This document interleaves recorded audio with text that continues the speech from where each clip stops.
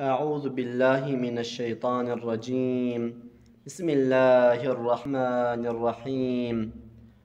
الحمد لله رب العالمين، والصلاة والسلام على سيدنا محمد الأمين وعلى آله وصحبه أجمعين.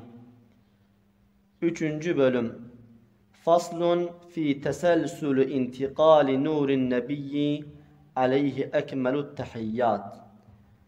Salat ve selamların en güzeli kendisi üzerine olsun. Hazreti Peygamber Efendimiz sallallahu aleyhi ve sellemin nurunun nesilden nesile geçmesi ile ilgilidir.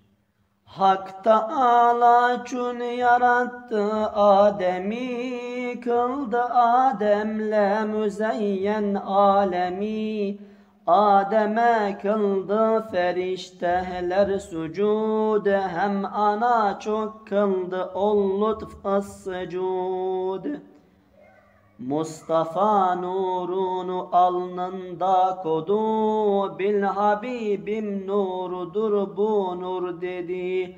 Kıldı ol nur anın alnında karar, kaldı anın ile nice rüzgar.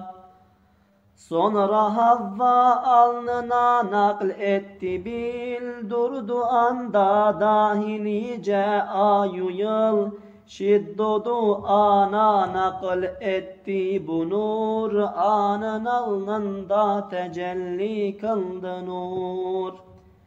Erdi İbrahim-u İsmail'e hem, söz uzanur gel kalanın derisem.